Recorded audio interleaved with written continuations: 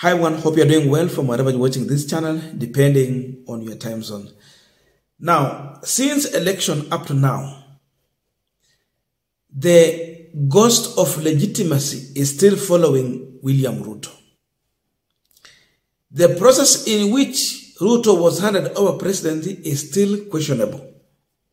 To an extent, some Kenyans found it hard to accept Ruto as their president. You check on the differences that commission has had, 4 versus 3 out of a 7 panel commissioners, where 3 overruled 4. And this was justified through the Supreme Court ruling, which took the line of the 3, but not listening to the 4 commissioners who had different views. So this was revisited in an interview on Citizen TV with the Mother Karua, Raila Odinga's running mate. According to Mother Karua, up to now, she does not recognize William Ruto as president. She refers to Ruto as Mr. Ruto, but not President Ruto. And her reasons are obvious. The process. 4 commissioners disagreeing and 3 agreeing that Ruto won. The Supreme Court ruling was questionable. And this was evidently clear when a foreign company that was hosting the servers refused to open the server. They gave limited access to the server, but no full access. Then, the worst was Supreme Court making a ruling without considering the issue of opening servers. Now I noticed you say Ruto, not President Ruto. No, he's Why? not my president. He's the president of Kenya. He's not my president. At least I have the freedom to say so. What does that mean? I reckon he's in office, however he got there. Yeah. However he got there? Yeah. What is that? Is that I don't believe the process that gave him. Yeah. Despite... And I've already indicated that even the court decision, where it found 3 is a majority in a panel of 7, because even without saying so, if 4 commissioners are saying we can't vouch for that, and the court trashes them, it's basically legitimizing that 3 can overrule 4 in a panel. So I'm saying the process was flawed. It's forced upon us by that decision, by the initial decision of Wafula Chebukati. I don't, even if it binds us, I don't have to believe in it. That's all that I'm saying, so okay. I don't believe in it. So you still believe that 4 commissioners weren't for the results? That was a ground to nullify? If not to nullify, at least let them go back and retally. There are many options. And even the court accepting the position of a foreign company that only limited access to the servers can be given. When the Constitution says open process, there are many things. Yeah. Now, we are continuing this particular discussion, but just a quick request. For those who are watching and you have not subscribed, please consider subscribing. To our returning subscribers, I must say thank you so much. And again, to all our viewers, please give this video a thumbs up. Thank you so much, and back to this discussion. Now, I think for me, the situation is getting worse for Ruto because we have this group that did not believe in his presidency. They don't believe in the Supreme Court ruling, nor even Chebukati. They say that Ruto is not our president. That group is there. Here is the second group. We have individuals, even who voted for Ruto, and those who did not vote for him. But they have been calling Ruto president, they have been accepting Ruto as president. But now going through the oppressive leadership that Ruto has advanced, people are now denouncing Ruto as their president. Kuna wengine wanasema Ruto is not our president because of being oppressed. Huyu sio rais wetu. Wanasema hivyo. So the group is increasing. The Mother Karua group.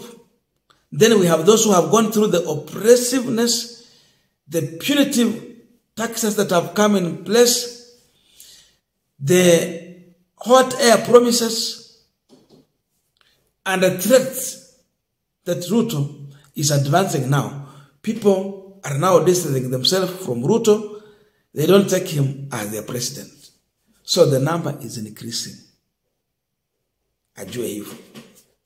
But now, there is something here that Mother Koome and the judges needed to learn from Maraga. Maraga nullified the election because of the process. The process was shambolic, and because of that, he nullified. But then, what made Maraga nullify this election? There was one thing he demanded, that servers must be opened, fully accessed. But when the drama came in of, oh, the people in Europe are still sleeping, so they cannot open servers as of now, time was going. If servers were opened, Maraga would have made ruling according to the results in the server. But because they refused to open, Maraga decided to nullify the election. Because even for him, he was not aware of what was in that server. Mother Koome siku alikuwa ana upheld the result. Alikuwa amejua kitu yenye kwa server. If you go and ask a question, is she aware of the results in the server for the 2022 general election? She's not aware. But Maraga said, I cannot rule in favor of something that has not been disclosed to me to know what that server is bearing. So he refused. But the 2022 ruling,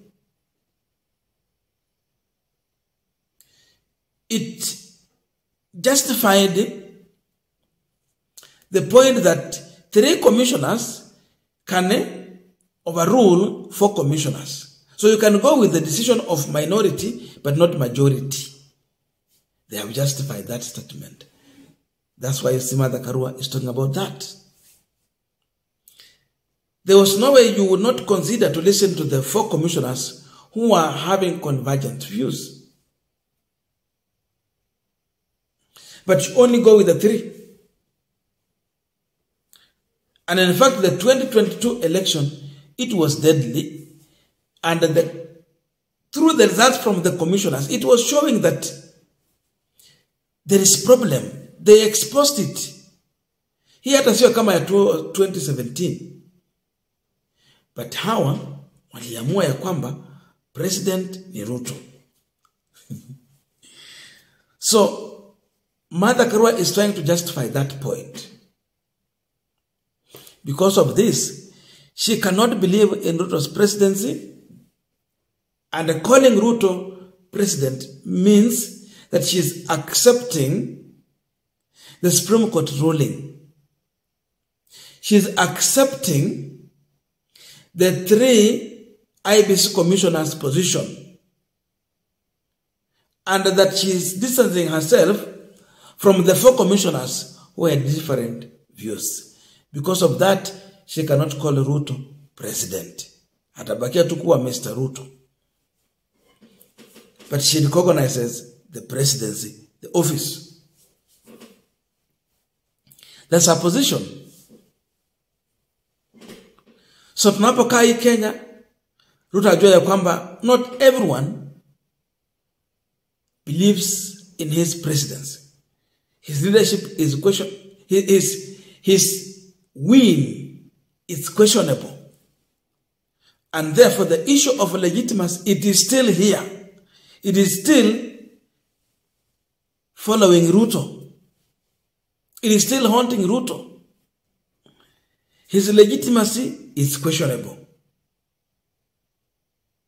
And they can never run away from this. Because what took place in 2022 at the Bomas of Kenya, 4 commissioners against 3, is something that will not just go like that. So it will go on record that not everyone believes in Ruto presidency. We have Kenyans who do not see William Ruto as their president. Even Raila Odinga himself, he calls Ruto Mr. Ruto. So Karua and Raila Odinga, they are doing the same thing. They have never recognized Ruto as the president up to now. Siku watasema Mr. President, Ruto sijui hata atafanya nini. Takuwa mambo. But now we are in this state of situation.